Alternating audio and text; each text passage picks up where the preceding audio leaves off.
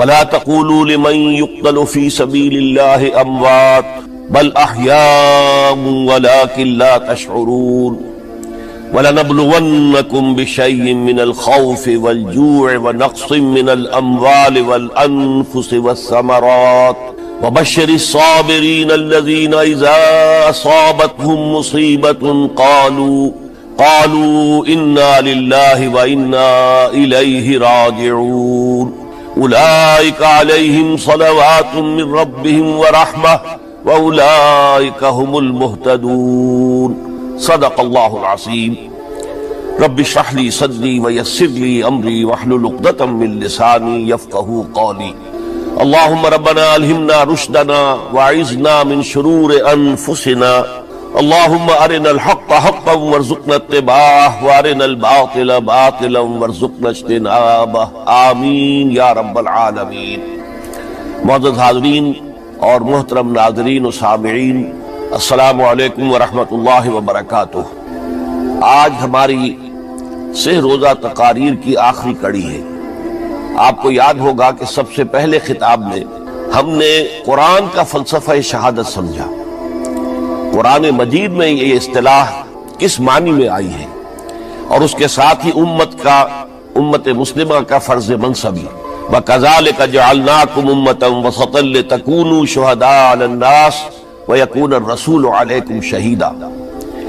تو اللہ کے دین کو بالفعل قائم کرنے کے لیے، تاکہ نوع انسانی پر ایک ابدی حجت قائم ہو جائے کہ اللہ کا دین قابل عمل ہے، اسے قائم کیا جا سکتا ہے، اور یہ بہترین سماجی نظام ہے، پولیٹیکو سوشو اکنامک سسٹم اس سے بہتر آج تک چشم فلک نے نہیں دیکھا۔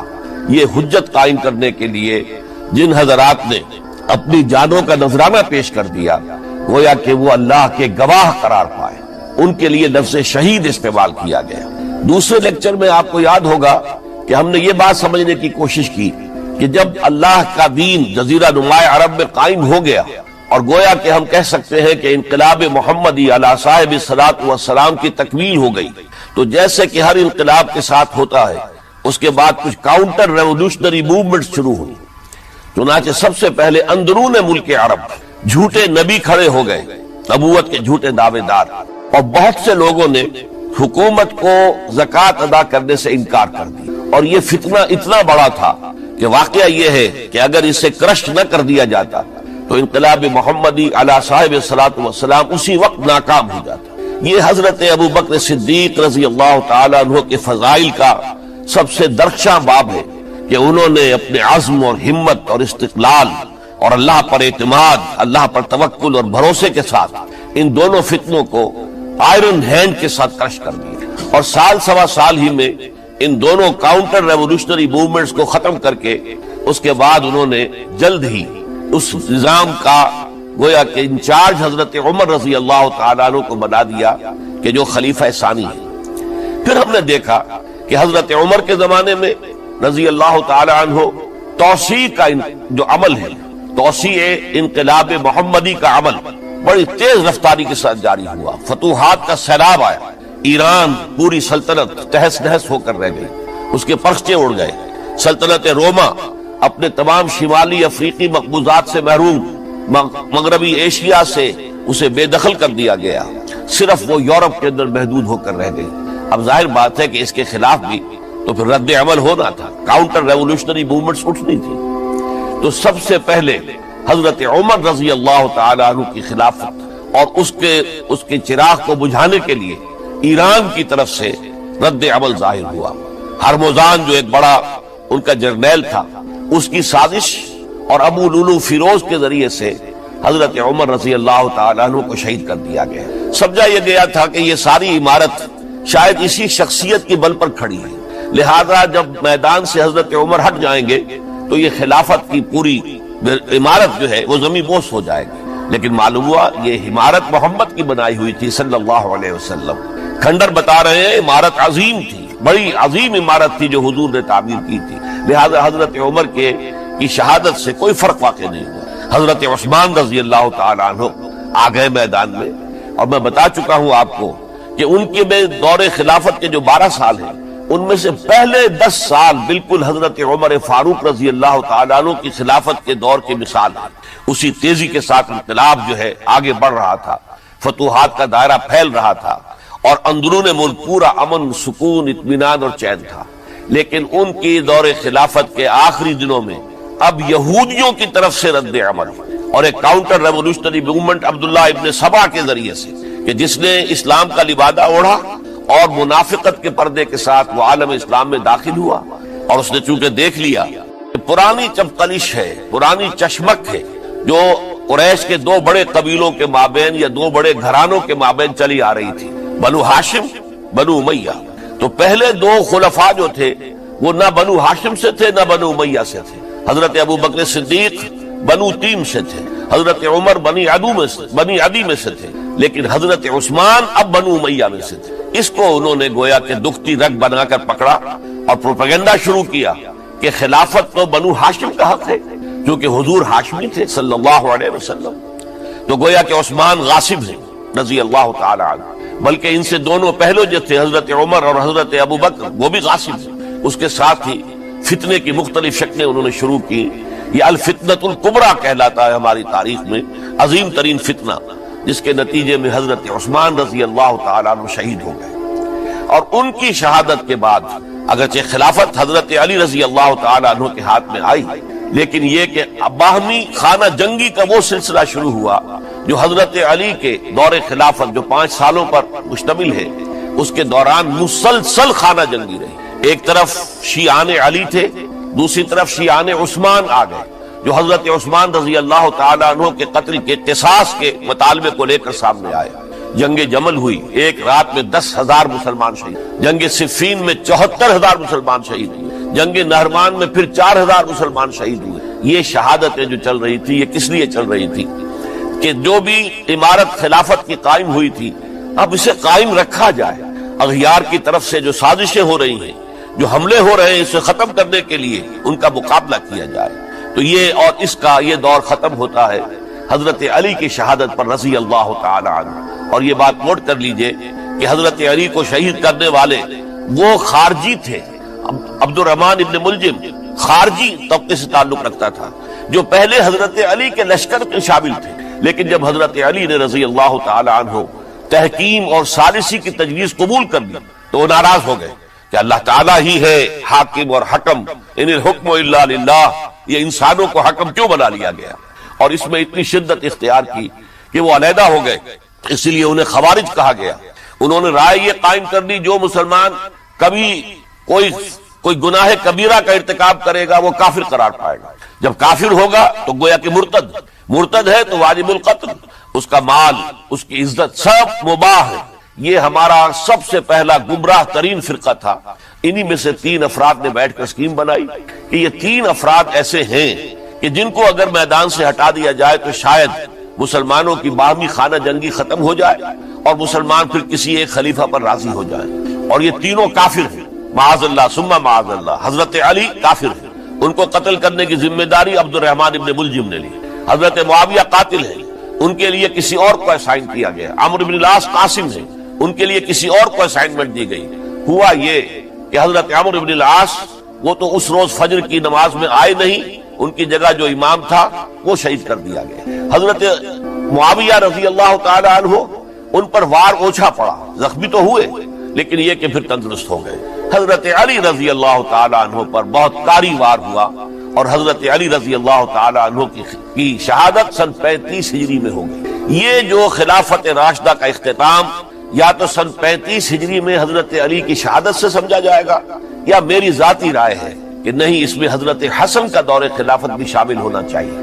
حضرت حسن کو کسی نے نامزد نہیں کیا تھا، نہ انہوں نے اپنی امیدواری کے ساتھ اپنے طاقت کے بل پر خلافت حاصل کی تھی، بلکہ حضرت علی سے جب یہ کہا گیا تھا کہ کیا ہم آپ کے بیٹے حسن کے ہاتھ پر بیعت کر لیں، تو انہوں نے فرمایا تھا کہ میں نہ تمہیں روکتا ہوں نہ حکم دیتا ہوں، یہ تمہارا معاملہ ہے، تم جسے مناسب سمجھو اس کے ہاتھ پر بیعت کر لو. حضرت حسن رضی اللہ تعالیٰ عنہ نے جن کے ہاتھ پر جو بیعت ہوئی، اب معاملہ یہ ہو گیا کہ امیر معاویہ رضی اللہ تعالیٰ عنہ وہ ایک لشکر لے کر شام سے چلے.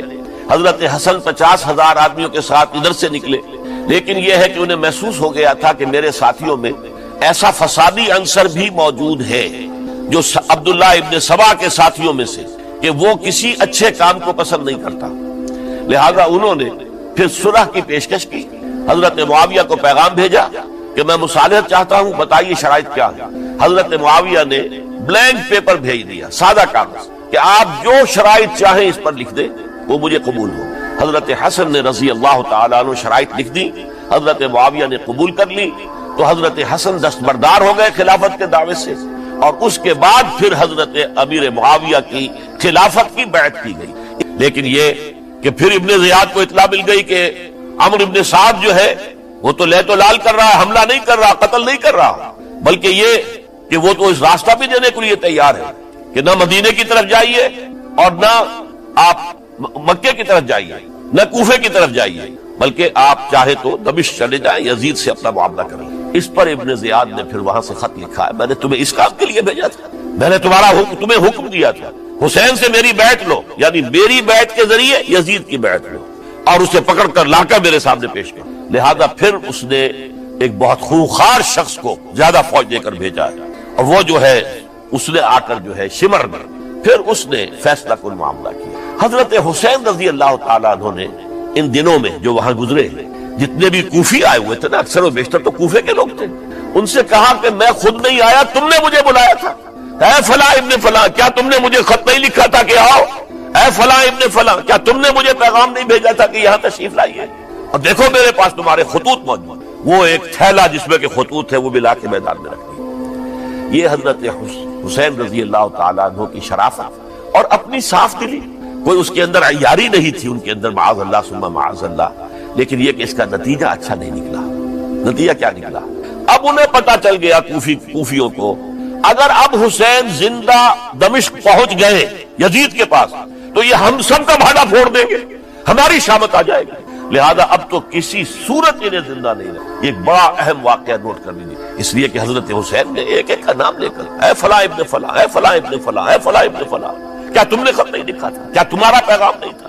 اب انہوں نے دیکھا کہ یہ بھانڈا اگر یزید کے ہاں جا کر پھوڑ دیا گیا تو پھر ہماری خیر نہیں ہوگی۔ یہی وجہ ہے حضرت حسین کو شہید کرنے کے بعد، یہ نوٹ کر لیجئے، 72 آدمی تھے کل، جس کو کہہ لیں لشکر حضرت حسین کا رضی اللہ تعالیٰ عنہ، ان میں سے 20 خاندان بنی ہاشم کے چشم و چراغ، وہ بڑی بہادری سے لڑے، بڑی بہادری سے لڑے، ایک ایک نے لڑ کر جان دی ہے، بہت سو کو مارا۔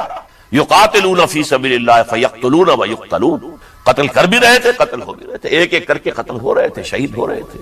20 جو ہے خاندان بنی ہاشم میں سے شہید ہوئے ہیں۔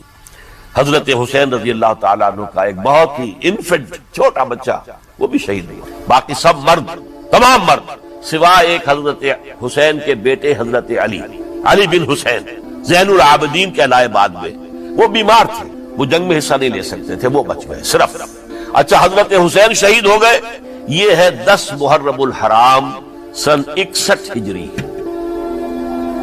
کیا مطلب ہے؟ حضور کے انتقال کے ٹھیک 50 برس بعد سن 11 ہجری میں حضور کا انتقال، اور سن 61 ہجری میں حضور کے نواسے اور جن کے بارے میں حضور نے فرمایا سیدہ شباب اہل الجنہ، حضرت حسین شہید کر دیا۔ اور اس کے بعد اس لشکر نے خیموں کو آگ لگا دی۔ یہاں نکتہ سمجھ لیجیے، آگ کیوں لگائی؟ انہیں معلوم تھا ہمارے خلاف ڈاکومنٹری پروف موجود ہے وہاں پر، وہ ہمارے خطوط کے تھیلے وہاں موجود ہیں، اگر وہ باقی رہ گئے تو ہماری شامت آ جائے گی، ہمیں کون بچائے گا؟ ورنہ ظاہر بات ہے کہ اگر تو وہ دشمنی کے انداز میں بات ہوتی تو خواتین کی بھی بے حرمتی کی گئی ہوتی، لیکن نہیں، کسی نے، ظاہر بات ہے کہ خانوادہ نبوت کی کسی خاتون کی بے حرمتی نہیں کی، قطعاً نہیں کی، قطعاً نہیں کی، قطعاً نہیں کی، لیکن خیمے جلانا ان کی ضرورت تھی تاکہ وہ ریکارڈ جو ہے ان کا وہ تلف ہو جائے، سارے خطوط جو ہے وہ جل جائیں تاکہ ان کے خلاف ثبوت باقی نہ رہے۔ یہ عظیم سانحہ کربلا ہے۔ اب چونکہ یہ ہماری تاریخ کے ان واقعات میں سے ہے جس پر بہت کچھ اختلافات ہیں، مختلف گروہوں کی تعبیرات بہت مختلف ہیں، ایک طرف اہل تشیع کا اپنا بیان ہے، دوسری طرف اہل سنت کا ایک اجماعی بیان ہے، تیسری طرف کچھ ایسے لوگ پیدا ہو گئے ہیں جو حضرت حسین رضی اللہ تعالیٰ عنہ پر الزام لگا رہے ہیں اہل سنت میں سے کہ وہ تو حکومت کے طالب تھے، اقتدار کے خواہش مند تھے، واجب القتل تھے۔ معاذ اللہ ثم معاذ اللہ ثم معاذ اللہ۔ حضرت حسین اگرچہ صغار صحابہ میں سے، یعنی حضور کی حیات طیبہ میں ابھی چھوٹے بچے تھے، لیکن ان کا شمار صحابہ میں ہے۔ اور پھر یہ وہ شخص ہے جو حضور کی گود میں کھیلا ہے، یہ وہ ہے جو حضور کے شانوں کے اوپر جس نے سواری کی ہے۔ علامہ اقبال نے جیسے حضرت اسماعیل کے لیے کہا ہے کہ وہ فیضان نظر تھا یا کہ مکتب کی کرامت تھی، سکھائے کس نے اسماعیل کو آداب فرزندی۔ ظاہر بات ہے حضرت اسماعیل کسی اسکول اور مدرسے دارالعلوم میں پڑھے نہیں تھے کہ وہاں پتہ چلتا کہ والد کا حق کیا ہے۔ یہ فیضان نصر تھا، ابراہیم کی نگاہ کا یہ فیضان تھا کہ بیٹے کے اندر وہ جذبہ پیدا ہوا کہ یا ابت افعل ما تؤمر، ابا جان جو خواب آپ دیکھ رہے ہیں اور جو حکم آپ کو خواب کے ذریعے مل رہا آپ کر گزریے، ستجدنی انشاءاللہ من الصابرین۔ تو اسماعیل کا معاملہ اگر یہ تھا فیضان نظر سے، تو حضرت اسماعیل کو حضرت ابراہیم کے پاس زیادہ رہے بھی نہیں، وہ تو مکے میں رہے۔ حضرت عثمان جو حضرت ابراہیم تو شام میں رہتے تھے، کبھی کبھی آ جاتے تھے، بس اس سے زیادہ معاملہ نہیں تھا۔ وہ فیضان نظر حضرت اسماعیل کو تھا، تو حضور صلی اللہ علیہ وسلم کا فیضان نظر کتنا ہوگا اس کا آپ اندازہ کیجئے۔ یہ کوئی جنگ اقتدار نہیں تھی، معاذ اللہ ثم معاذ اللہ ثم معاذ اللہ، بلکہ انہوں نے اپنا ایک فرض منصبی سمجھا ہے کہ میرے نانا کا لایا ہوا نظام اور اس کے اصول اب ٹوٹ رہے ہیں۔ جیسے حضرت ابو بکر کا قول میں نے آج بھی آپ کو سنایا، ایبدل الدین وانا حی، کیا دین میں ترمیم اور تنسیخ کی جائے گی، دین کی باتوں کو بدل دیا جائے گا جبکہ میں ابھی زندہ ہوں۔ اسی طریقے سے گویا کہ زبان حال سے حضرت حسین اور عبداللہ ابن زبیر رضی اللہ تعالی عنہم ان دونوں نے یہ فیصلہ کیا کہ ہم روکیں گے اس کو۔ آپ اختلاف کر سکتے ہیں کہ حضرت حسین کی رائے صحیح تھی یا حضرت عبداللہ ابن عباس کی رائے صحیح تھی، یہ کہہ سکتے ہیں آپ، لیکن کسی کی نیت پر حملہ نہیں کر سکتے۔ توجہ فاستمعوا له، اپنی پوری توجہ کو اس کے سننے کے اوپر مرکوز کر دو اور خود خاموش۔ سری رکعت میں البتہ، جبکہ وہ بھی خاموشی سے پڑھ رہا حافظ۔ بہرحال ان چیزوں میں میں نے یہ سب کچھ بیان کیا ہے، تو اس سے جو میرا مقصود ہے وہ یہ ہے کہ معلوم ہو جائے کہ اس میں کوئی بڑی بنیادی بات نہیں، نہ یہ کہ جو حنفی ہیں وہ اس حدیث کا انکار کرتے ہوں کہ لا صلاۃ لمن لم یقرأ بفاتحۃ الکتاب، کیسے بھی انکار کریں گے، اور نہ ہی کوئی جو حنبلی ہے یا اہل حدیث ہے وہ قرآن کی اس آیت کا اختلاف جو ہے وہ اختلاف کر سکتا ہے کہ اذا قرئ القرآن فاستمعوا له وانصتوا، لیکن یہ کہ اس کے پھر اس سے جو احکام کا استنباط ہے اس میں اختلاف ہو جاتا ہے، تو اس کو نہیں سمجھنا چاہیے کہ یہ کوئی بہت بڑی اہمیت والی بات ہے۔ بات کہ جو فرض نماز ہے اصل اہمیت ہمارے ہاں عام طور پر مذہبی حلقوں میں اور خاص طور پر جو ذرا متصوفانہ انداز کے رنگ کے لوگ ہو، وہ فرض کو تو بس ایسے ہی ادا کر لیتے ہیں جیسے بس اس کی کوئی اہمیت نہیں ہے، بلکہ بعض لوگ وہ بھی ہیں کہ وہ فرض کو ترک کر دیتے ہیں، نوافل پر سارا زور، صرف رات کی نماز پر زور دیا جا رہا ہے، فرض نمازوں یہ ہم نے دیکھے ہیں ایسے لوگ بالفعل دیکھے۔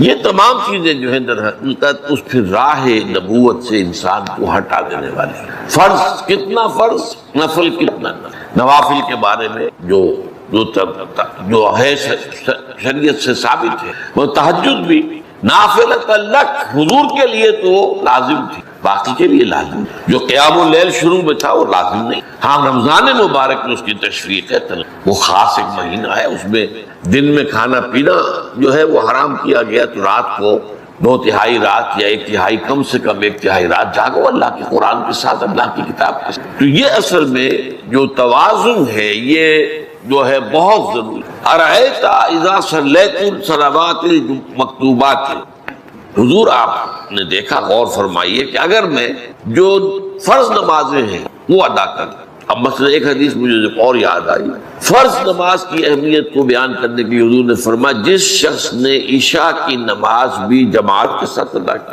اور پھر فجر کی نماز بھی جماعت کے ساتھ ادا کی، اس کے لیے پوری رات کا قیام لکھ دیا، فرض کی ہے۔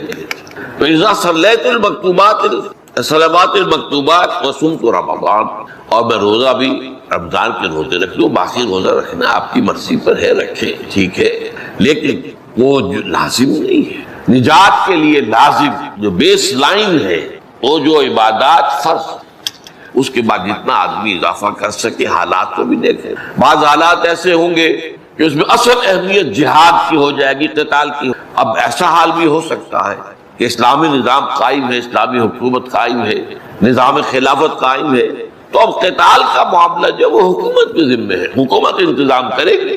اگر کہیں 10,000 آدمی چاہیے، 10,000 آدمی نکل آئے جانے کے لیے، تو باقی آرام سے گھر میں سوئیں یا نوافل پڑھیں، ساری رات کھڑے رہے، ٹھیک ہے، یہ تقرب بالنوافل کا موقع ہوگا۔ لیکن اگر اللہ کا دین جو ہے وہ مغلوب ہے، پامال ہے، اسے پاؤں تلے روتا جا رہا ہے، شریعت کی دھجیاں بکھیری جا رہی ہیں، عوامر کا استہزاء ہو رہا ہے، اور جو منکرات ہیں ان کی تبلیغ ہو رہی ہے، اس وقت آدمی نوافل میں لگا رہے، وہاں تو فرض ہو جائے گا امر بالمعروف نہی عن المنکر، جہاد، اس کی جو بھی تقاضے ہوں، اس وقت سارے تقاضے اس کو بیان کرنے کا موقع نہیں ہے، اس اصل شے کو، اس فرض کو ترک کر کے نوافل میں لگیں گے، یہ نوافل منہ پر دے مارے جائے۔ اس کو بہت زیادہ نمایاں کرنے کے لیے میں مثال دیتا ہوں، ذرا سوچئے، جب دامن احد میں معرکہ جاری تھا اور صحابہ کی جان پر بنی ہوئی تھی، خود حضور کی جان پر بنی ہوئی، آپ کو معلوم ہے آپ زخمی ہوئے ہیں اور اتنا خون آپ کا بہہ گیا ہے کہ آپ بے ہوش ہو گئے اور خبر اڑ گئی کہ آپ کا انتقال ہو گیا، شہید ہو گئے۔ اس وقت اگر کوئی شخص مسجد نبی میں بیٹھا ہوا درود کی تسبیح پڑھ رہا ہو یا کوئی اور نوافل ادا کر رہا ہو یا قرآن پڑھ رہا ہو، تو اس کے بارے میں کیا حکم ہے؟ پکا منافق ہے، حالانکہ کام تو وہ اچھے کر رہا ہے۔ درود کی کتنی فضیلت آئی ہے، اور نوافل ہے یا قرآن کا پڑھنے کا ایک ایک حرف کا 10 ثواب ہے۔ وہ لوگ کہ جو اللہ کو یاد رکھتے ہیں، اللہ کا ذکر کرتے ہیں، کھڑے ہوئے بھی، بیٹھے ہوئے بھی، اور اپنے پہلوؤں کے بل یعنی لیٹے ہوئے بھی۔ اب ان تین کے سوا تو کوئی پوزیشن انسان کی نہیں، اسی کا نام ہے دوام ذکر۔ اور اس کے ساتھ اگر وہ تفکر کرتے ہیں تو ان کا فکر اگلی منزل تک پہنچتا ہے۔ میں اس پر زیادہ بحث اس وقت نہیں کروں گا، اس وقت میں نے چونکہ وہ 3 باتیں بیان کی تھی، میں درجہ بدرجہ چاہتا ہوں کہ آگے بڑھوں اور ایک حد سے زیادہ کسی بھی مسئلے میں تجاوز نہ کروں۔ یہ جو بات سورہ آل عمران کی آخری رکوع کی اس دوسری آیت میں آئی ہے، اسی کو مولانا روم نے بیان کیا ہے بہت ہی سادہ لیکن بڑے پرمغز شعر میں۔ یہ قدر گفتیم باقی فکر کون، فکر اگر جامد بوت رو فکر کون۔ اس قدر تو ہم نے تمہیں بتا دیا، سمجھا دیا، یہ بات تو آ گئی تمہارے عقل میں، اب جاؤ خود غور کرو، مزید آگے پیش قدمی کرو۔ یہ قدر گفتے باقی فکر کن، فکر اگر جامد بوت رو فکر کن، فکر میں جمود آ جائے، فکر سست پڑ جائے تو جاؤ پھر ذکر کرو۔ تو یہ ذکر اور فکر گویا کہ گاڑی کے 2 پہیے ہیں کہ جن سے فکر انسانی صحیح رخ پر آگے بڑھے۔ اگر یہ ذکر ساتھ نہیں رہے گا تو فکر انسانی کج ہو جائے، تاثریا میر و دیوار کج، پھر وہ فکر جو ہے وہ بلندی کو کتنے ہی پہنچ جائے لیکن وہ ٹیڑھی بلندی ہوگی، وہ صراط مستقیم پر پیش قدمی کرنے والا فکر نہیں ہے۔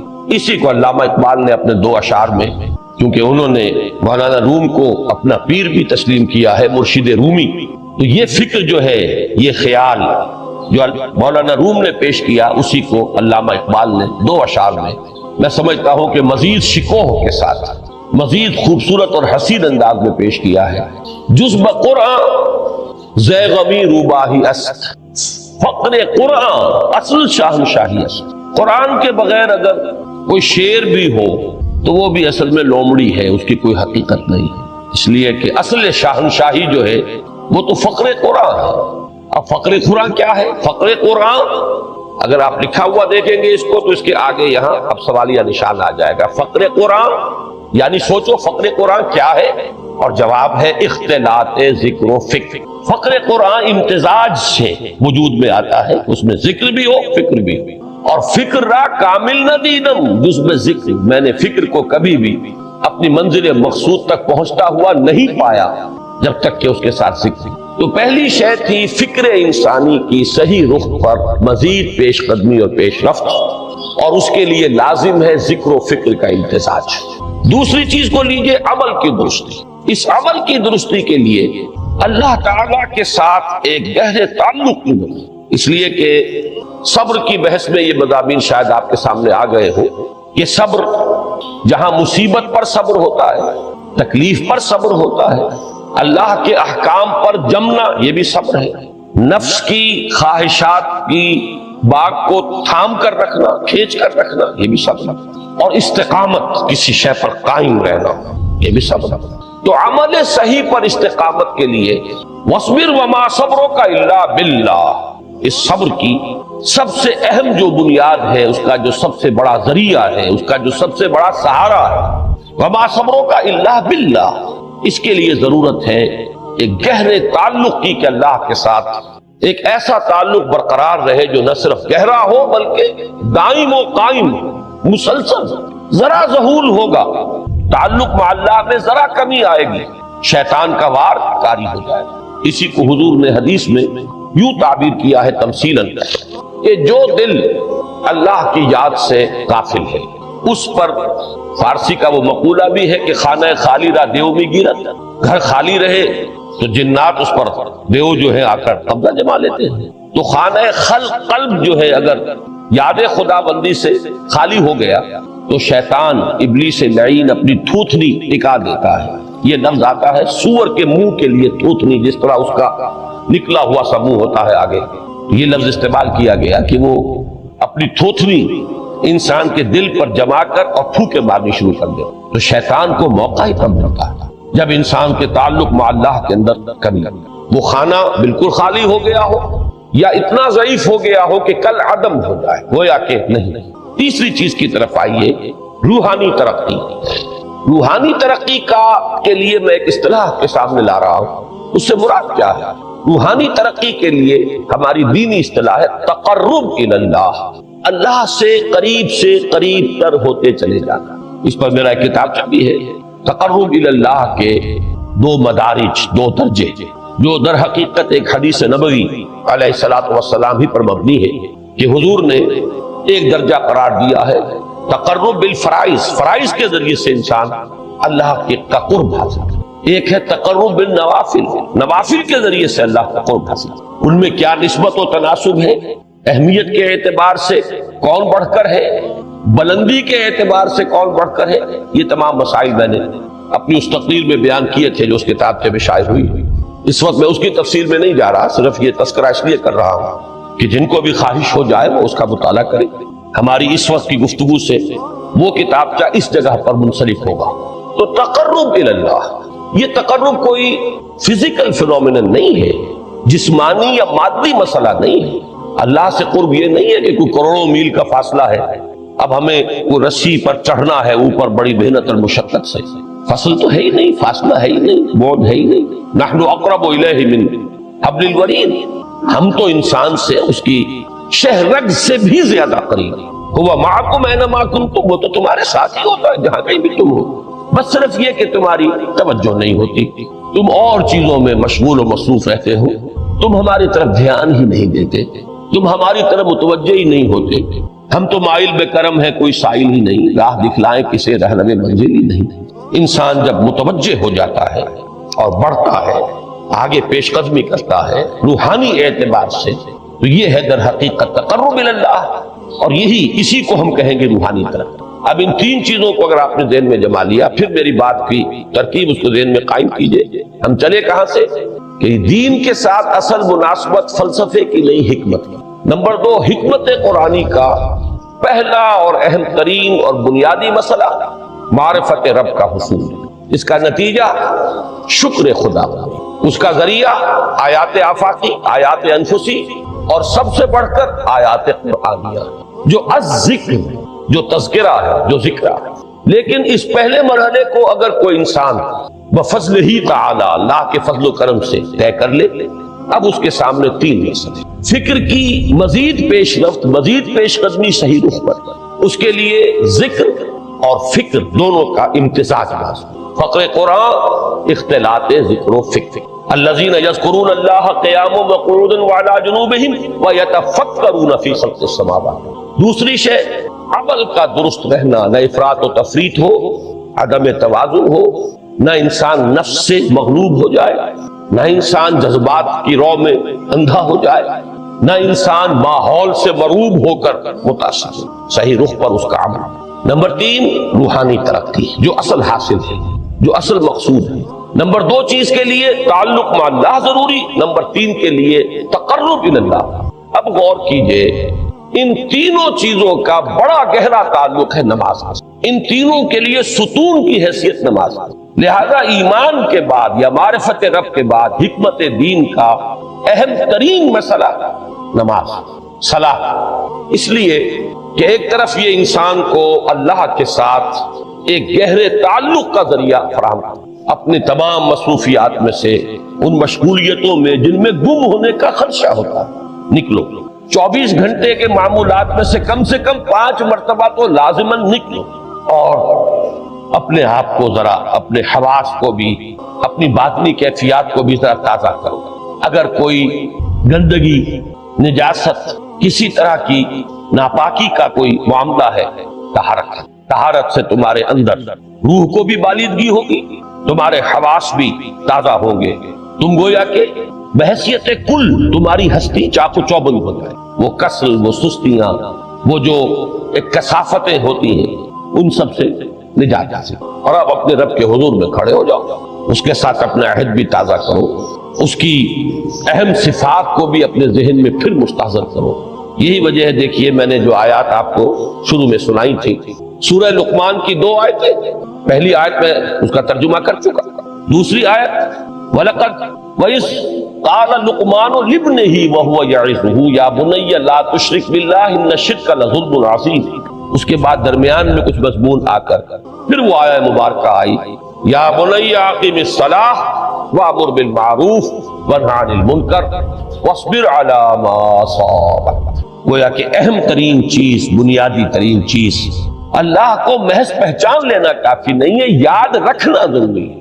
اللہ یاد رہے گا تو فکر صحیح آگے بڑھے، اللہ یاد رہے گا اور اس کے ساتھ ایک گہرا تعلق جو ہے برقرار رہے گا تو عمل درست رہے گا۔ بالکل یہی بات سورہ طٰہٰ میں جو پہلی وحی حضرت موسیٰ علیہ السلام پر ہوئی، اور پہلا مخاطبہ ہے چونکہ حضرت موسیٰ کو یہ انبیاء کرام کے مقدس گروہ میں ایک امتیازی حیثیت حاصل ہے کہ ان سے براہ راست گفتگو ہوئی ہے، اگرچہ صرف ایک پردہ تھا، اوٹ من ورائے حجاب گفتگو ہوئی ہے، لیکن یہ کہ کوئی فرشتے کا درمیانی جو ہے وہ لنک نہیں تھا، براہ راست اللہ تعالیٰ نے حضرت موسیٰ علیہ السلام سے کلام فرمایا۔ کلم اللہ موسیٰ تکلیما، موسیٰ سے تو اللہ نے کلام فرمایا جیسے کہ کلام کیا جاتا تھا۔ تو پہلا مخاطبہ ہے، یہ پہلا مکالمہ ہے، پہلی وحی کہیے، اسی میں یہ الفاظ بھی موجود ہیں، اننی انا اللہ لا الہ الا انا فاعبدنی واقم الصلاۃ لذکری۔ یہ گویا کہ حکمت قرآنی کا ایک بہت بڑا خزانہ ہے یہ آیت کہ خود حضرت موسیٰ علیہ السلام کو جو ہدایت دی جا رہی ہے، میں ہوں، میں اللہ، اننی انا اللہ لا الہ الا انا، میرے سوا کوئی معبود نہیں، فاعبدنی، بس میری بندگی، میری عبادت، میری پرستش، میری محبت، اس کو اختیار کرو۔ وَأَقِمِ الصَّلَاةَ لِذِكْرِي، اور نماز کو قائم رکھو میری یاد۔ بلکہ اسی سلسلہ کلام میں آگے چل کر سورہ طٰہٰ میں آتا ہے، کافی گفت و شنید کے بعد جب حضرت موسیٰ نے کچھ معذرت بھی کی، کچھ دعائیں بھی کی، اللہ نے ایک دعا قبول بھی کی کہ ان کے بھائی کو بھی شریک کر دیا، حضرت ہارون کو بھی۔ اس کے بعد پھر جب فرمایا کہ اب جاؤ فرعون کی طرف، تو اس میں فرمایا وَلَا تَنِيَا فِي ذِكْرِي، اور دیکھنا یہ جو عظیم مشن تمہارے کندھے پر آ گیا ہے، بڑا بھاری اور کٹھن ایک فرض ہے جو تم پر عائد ہو گیا ہے، اس کے لیے سب سے بڑی تمہارے پاس جو قوت کا ذریعہ ہے وہ نماز ہے۔ اقیم فلا تنیا عن ذکری، میری یاد میں کبھی غفلت نہ کرنا، اس میں کبھی کوئی کمی نہ آنے دینا۔ جیسا کہ میں نے عرض کیا تھا کہ جیسے ہی وہ تعلق جو ہے کمزور پڑتا ہے یا منقطع ہو جائے معاذ اللہ، تو پھر انسان گویا کہ شیطان کے لیے ایک لقمہ تر بن جاتا۔ اب آپ غور کیجئے، تیسری شے تقرب اللہ، اس کے حوالے سے بھی جو فرائض اور نوافل کی بات ہے اس کو اس وقت ذہن سے نکال کر یہ سمجھیے کہ اس میں نماز کا کیا مقام ہے، اس لیے کہ نماز فرض بھی ہے، نماز نفل بھی ہے، وہ تو ان دونوں میں شریک ہو جائے گا۔ اب اس کو لفظ صلاۃ کے حوالے سے آپ ان دونوں چیزوں کو سمجھیں، صاد لام واو یا یہ چونکہ حروف علت ایک دوسرے سے بدلتے رہتے ہیں، یہ جو مادہ ہے اس کی جو خالص لغوی اصل ہے، جو خالص عربی زبان میں اس کا بنیادی مفہوم ہے، وہ آگ جلانا یا آگ تاپنا یا آگ سینکنا، حرارت حاصل۔ لہذا بار بار آتا ہے جہنم کے ذکر میں، اسلوہا، اب جلو اس میں، تاپو اس کو، یہ سینکے گی تمہیں۔ بلکہ تسقلون کا لفظ آیا ہے حضرت موسیٰ کے کلام میں، جب وہ گئے تھے کوہ طور پر، جب پہنچ گئے تو تھے آگ کی تلاش میں، لعلکم تسقلون، تو اپنے اہل خانہ سے یہی کہا تھا کہ مجھے کہیں وہ روشنی نظر آ رہی ہے، غالباً کوئی وہاں سے آگ مل سکے گی، ورنہ یہ کہ کوئی رہنمائی کو رستہ مجھے مل سکے گا، میں وہ آگ لے آؤں گا، کوئی چنگاری وہاں سے لے آؤں لعلکم تصطلون، تاکہ تم، اب یہ اصطلاح در حقیقت باب افتعال ہے، اور یہ تے یہاں پر کوئے کی شکل اختیار کر گئی، تا نے توبن کی صورت اختیار کی صاد کی وجہ سے۔ بہرحال اس کا سب سے بنیادی مفہوم جو ہے وہ ہے تاپنا، سکائی حاصل کرنا، حرارت۔ اس کے حوالے سے سمجھ لیجئے کہ سب سے بنیادی تعلق اس کا جو ہے وہ روح کے ساتھ۔ روح میں محبت خداوندی کی آگ اگر ٹھنڈی پڑ گئی، اگر محبت خداوندی کی حرارت میں کمی ہو گئی، تو اس کو اثر نو، جس کو کہ میں آج سوچ رہا تھا تو ایک لفظ ذہن میں آیا کہ جیسے بیٹری اس کو ریچارج کیا جاتا ہے، اسی طریقے سے روح کے اندر محبت خداوندی کی اس حرارت کو اثر نو تازہ کرنا، یہ ہے در حقیقت نماز کا اثر۔ اس لیے کہ اس لفظ کا بنیادی مفہوم، اصل لغوی مفہوم تو یہ، اگرچہ اس کا سب سے زیادہ کثرت سے جو استعمال ہوتا ہے، اور لفظ صلاۃ جس سے در حقیقت جس تصور پر مبنی ہے وہ ہے اقدام، کسی کی طرف متوجہ ہونا اور پھر دعا۔ صلاۃ کا سب سے قریبی مفہوم لفظی جب بیان کیا جائے گا، اس سے مراد، اس کے معنی، تو دعا اس میں اہم ترین، کسی کی طرف توجہ کرنا، مناجات کرنا، گفتگو کرنا، مخاطبہ، مکالمہ، دعا، یہ در حقیقت صلاۃ کا سب سے بڑا اصطلاحی مفہوم ہے۔ لیکن جو اس کا مادہ ہے، صاد لام واو یا صاد لام یا، اس کا اصل مفہوم جو ہے وہ تاپنا، حرارت حاصل کرنا۔ تو ان دونوں کے حوالے سے عرض کر رہا ہوں، وہ تاپنا اور حرارت حاصل کرنا وہ ہے روح کے اعتبار سے۔ وہ جو کہا اقبال نے، یہ بجھی عشق کی آگ اندھیر ہے، مسلمان نہیں راہ کا ڈھیر ہے۔ یہ عشق کی آگ جب بجھ جاتی ہے، در حقیقت یہی تو انسان کی روحانی موت ہے۔ یہ اب یہ نہ رہے تو چاہے منطق میں بہت انسان ماہر ہو، مجھے اقبال کا ایک شعر یاد آیا ہے، تقابل کرتے ہوئے ایک انسان محکوم اور ایک انسان حر، آزاد انسان، ان کی نفسیات میں جو بنیادی فرق علامہ اقبال نے مختلف مواقع پر بیان کیے ہیں۔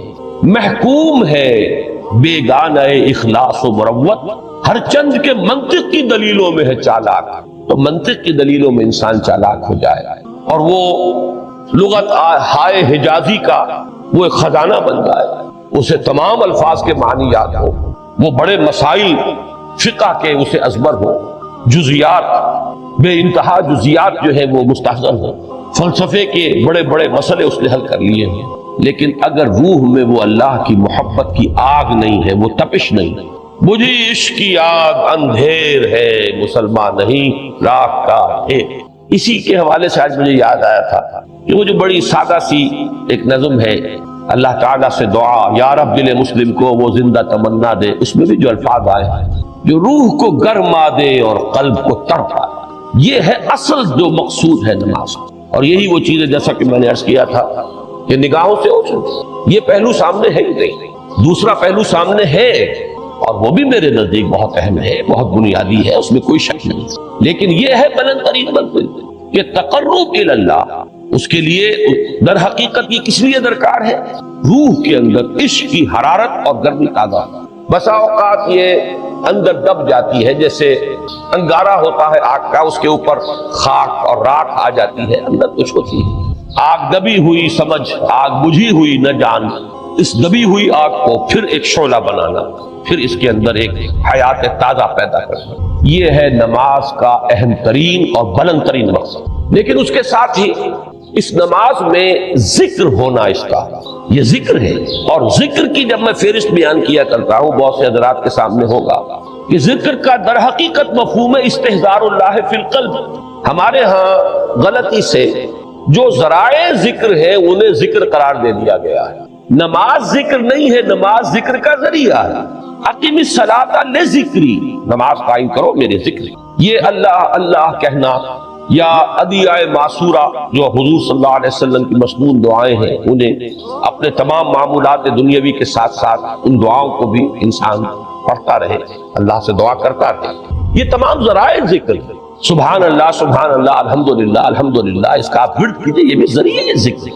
حقیقت میں ذکر ہے استحضار اللہ فی القلب، اللہ کو دل میں لے آنا، اللہ کو دل میں حاضر کر لینا، اصل میں تو ترجمہ ہوگا، لیکن حاضر جاننا، یہ کیفیت جو ہے انسان کو حاصل ہے۔ اب اس کے حوالے سے ذرا بات سمجھیے کہ ایک تو میں عرض کر چکا ہوں مجسم ذکر تو قرآن، لہذا ذکر کی فہرست جب آپ کریں گے ذرائع ذکر تو ان میں سب سے پہلے قرآن ہے، اس لیے کہ وہ ہماری حکمت کے پہلے مسئلے کو حل کر رہا ہے، بنیادی مسئلہ، اہم ترین مسئلہ۔ دوسرے نمبر پر ذکر جو ہے، اب اس کے لیے کچھ اصطلاحات جو میرے مختلف دروس میں شاید آپ کے سامنے بعد میں آئیں یا پہلی آ چکی ہو، ان کے حوالے سے میری بات سمجھ۔